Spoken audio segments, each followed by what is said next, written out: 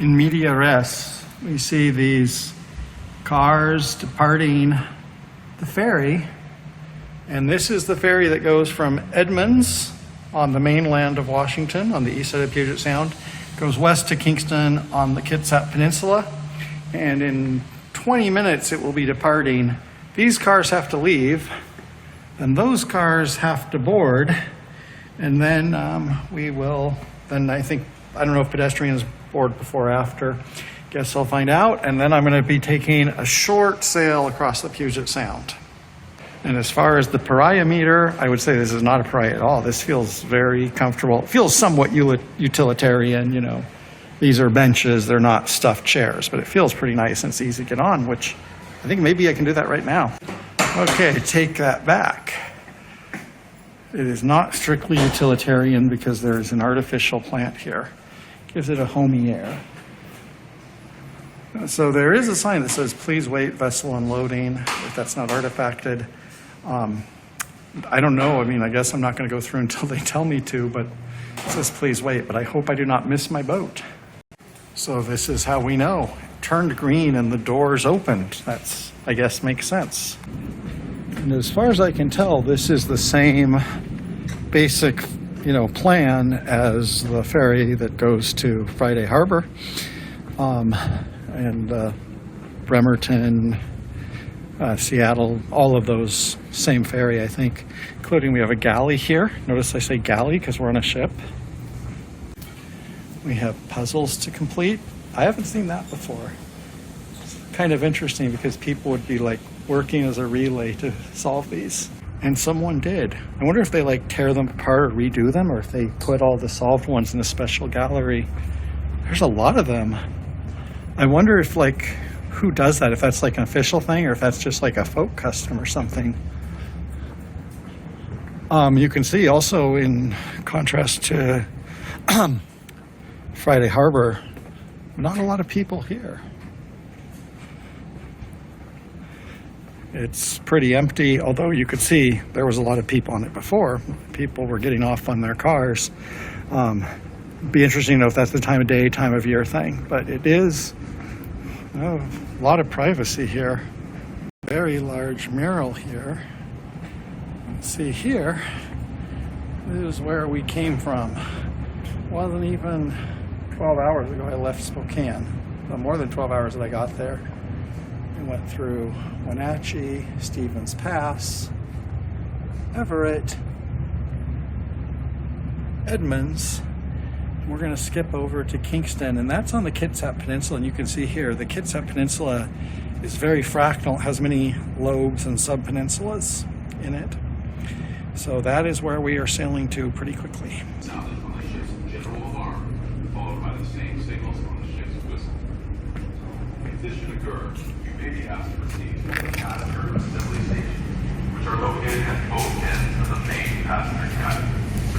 Please follow all instructions given by the crew. Life jackets may be used to identify themselves as any other member of law enforcement. If you have any questions, please stop by the ship's office or ask any. So as you can see, we are underway. Leaving Edmonds, going towards the Kitsap Peninsula, and you can see it over there, so it's not that far, although I don't know, we might do some turning and twisting. The sea was angry that day, my friends. Although here I'm protected.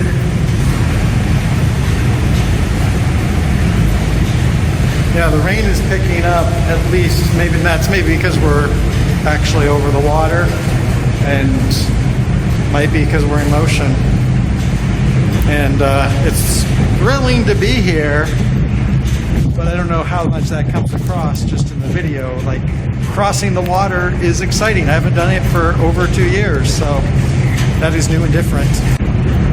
So the sailing time of the ship was 12:40, and right now it's 12:50. And you can see, maybe you can see, we're already getting close to the destination.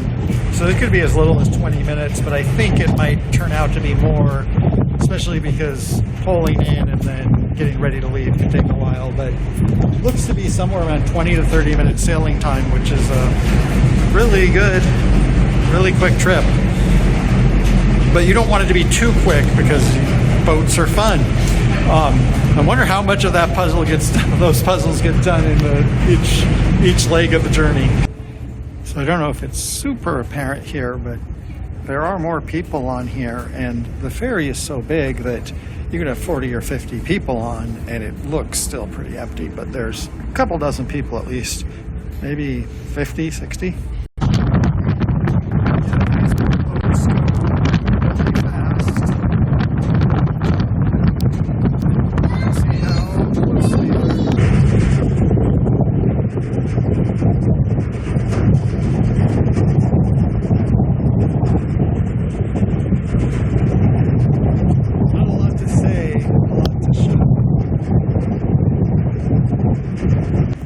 So we are pulling in, and it's kind of a Zeno's paradox thing where we keep on having our speed, but eventually we will get there.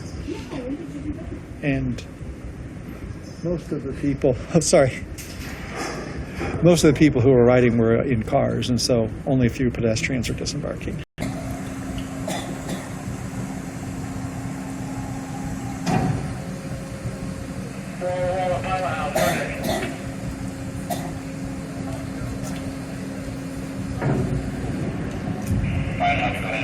So right now it's 1:07, so it took about 25 minutes from the time we pulled off the dock to the time we disembarked. And put a lot of detail into that because being on a ferry is interesting to me. And I will hopefully also have something to say about Kingston. But we'll see. We also have a fast ferry terminal. And you can see there's only a pedestrian walkway because fast ferries, one of the reasons they're fast is they don't have all that time boarding and unboarding cars. So those are the pedestrian-only ferries. Those are operated by the county, not by the state. And there's probably a long story there. Just wanted to throw that in. Incredibly obvious fact about Kingston. It is a port town. I showed you the map and how deeply inleted this peninsula is. So there's just so many different little bays and coves and places to put boats on the Puget Sound here. So this is a port city. If it was a city, it would be a port city. As far as I know, it's still just a census-designated place. So I wanted to show that. I mean, also because this is all very novel for me, and then I'm going to walk into town, and my bus leaves in about an hour. So I kind of walked around a bit and ended up on Main Street. You can see more cars going down to board, and I'm obviously getting very Tony tourist vibes, which makes total sense. I mean, we've been to Friday Harbor. This is Friday Harbor just on a peninsula, not an island, more or less. Obviously, that's not exactly what it is, but you know what I mean. But it's very beautiful, especially with the autumn foliage. Now, I don't know if I'm just projecting something, but I remember that place in Playa del Coco where I got the milkshake was also French. So there must be something French about beach towns. I'm going to walk up this way. I'm going to go to the post office. And as far as I know, like this area around the core of the downtown pretty much is Kingston. There's some residential areas and stuff like that, but Kingston is pretty small. So we also have the Kingston Firehouse, which maybe at one point was literally a firehouse. Now it's a movie theater, and it's next to Indian Nepali cuisine. So I think that kind of sums up what's going on in Kingston right now. I think there's a lot of places to eat here. Don't know what other things there are to do here, but I think your eating is taken care of. Right now I'm looking for the post office still. Like a lot of places that have charming tourist downtowns, once you get outside of the, theme park downtown, there's not all as reliable sidewalks and it can be kind of annoying. So this town is big enough and non-tourist enough that they do have a grocery outlet, which I always like to keep keep an eye out for. And they do have like a McDonald's and a gas station, and that's kind of the extent of chain businesses here. And the U.S. Post Office, that's a chain business, right? So while I'm walking back to downtown, such as it is, basic demographics. Kingston is a city of 2,500 people. But when I say city, it's a census designated place of 2,500 people. And it is in Kitsap County, which has a population of 250,000 people. And a lot of times with CDPs, that population can be deceptive because the population of the CDP might not reflect the population that actually uses this area. And it's kind of, the Kitsap Peninsula is kind of has permeable barriers. Like, you know, you just go from one area to another and you drive through the woods, you're in another place, but you never see the change clearly. At least that's kind of how I think of it. And it seems to be mostly a bedroom community. People can commute via the ferry and work in, you know, Snohomish County or in King County. Then obviously also tourism, and a lot of people here might be retired. So I think a lot of what I've said about resort towns from Montana down to Costa Rica probably applies here. So now I'm looking for where the bus stops.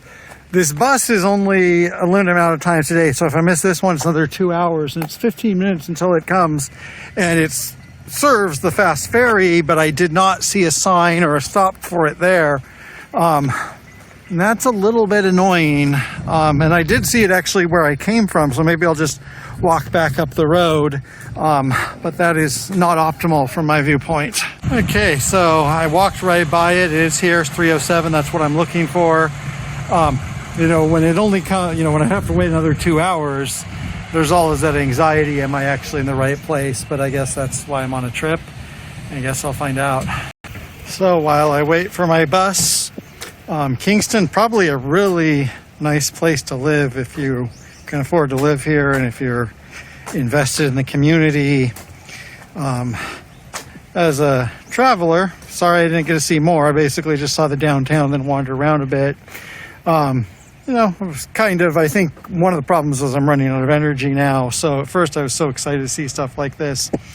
Now I just kind of want to get to my hotel. I can say one thing, is that Kingston feels different than Edmonds. Like Edmonds feels like you're in Seattle. This does feel still like it's kind of a little cove on the edge of reality.